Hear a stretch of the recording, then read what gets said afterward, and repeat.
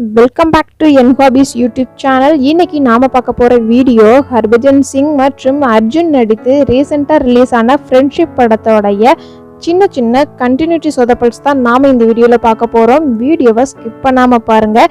Video பார்க்குறதுக்கு முன்னாடி நம்மளோட சேனலை மறக்காமல் சப்ஸ்கிரைப் பண்ணுங்கள். அதுக்கு பக்கத்தில் இருக்கிற பெல் ஐக்கானையும் கிளிக் பண்ணுங்கள்.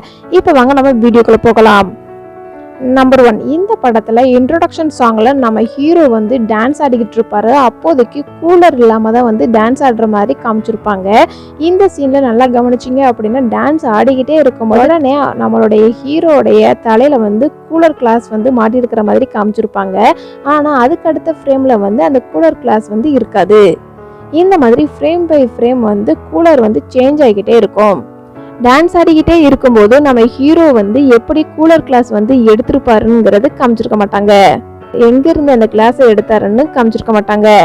நம்பர் 2, அடுத்ததா இந்த சீன்ல சதீஷ் வந்து நம்ம ஹீரோயினை வெல்கம் பண்றதுக்காண்டி போவாரு. அப்போதைக்கு அவருடைய ஷர்ட் பாக்கெட்ல வந்து பேனா இருக்காது.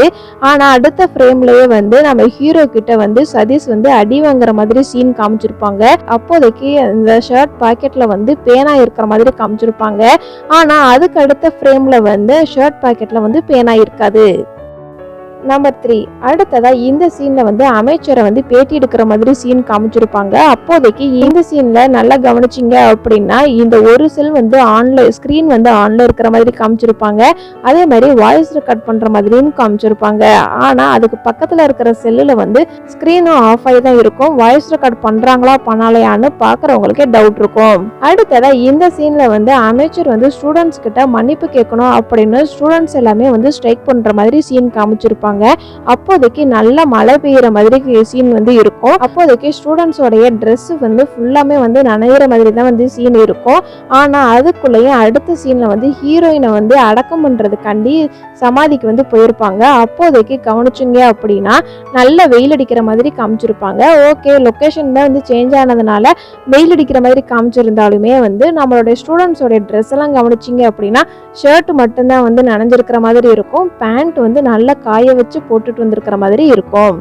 அடுத்ததா இந்த சீன்ல வந்து பொய்ச்சாட்சியை வந்து விசாரிக்கிற மாதிரி சீன் வந்து காமிச்சிருப்பாங்க. நம்மளோட அட்வொகேட் வந்து விசாரிச்சுக்கிட்டு இருக்கிற மாதிரி இருக்கும்.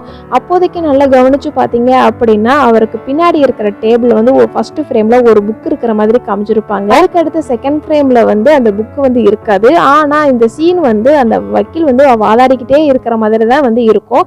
யாரு எப்போ வந்து அந்த புக்கை வந்து எடுத்துட்டு போயிருப்பாங்க அப்படின்னுங்கிறத காமிச்சிருக்க மாட்டாங்க. இந்த படத்துல ஒரு சில ஹிடன் டீடைல்ஸும் இருக்கு. அது என்ன அப்படிங்கறத பார்ப்போம். இந்த படத்துல வந்து இன்ட்ரோடக்ஷன் சீன்ல வந்து சூப்பர் ஸ்டார் போட்டோ வந்து நெஞ்சில பச்சை குத்துன மாதிரி காமிச்சிருப்பாங்க. அதுக்கு டீடைலா வந்து நம்ம ஹீரோவோடைய ரூம்ல வந்து சூப்பர் ஸ்டாரோடைய போட்டோஸ் வந்து அங்கங்க இருக்கும். அடுத்ததா இந்த படத்துல டைட்டில் போடும்போது வந்து இந்த படத்தோட டைட்டில வந்து டிசைன் பண்ணியிருப்பாங்க. 2 கை வந்து சேர்ந்து இருக்கிற மாதிரி. இந்த வீடியோ உங்களுக்கு பிடிச்சிருந்துச்சுன்னா லைக் பண்ணுங்க, கமெண்ட் பண்ணுங்க, மறக்காம ஷேர் பண்ணுங்க. இந்த மாதிரி வேறு ஒரு இன்ட்ரெஸ்டிங்கான வீடியோடன் சந்திக்கின்றேன். Tata, bye bye.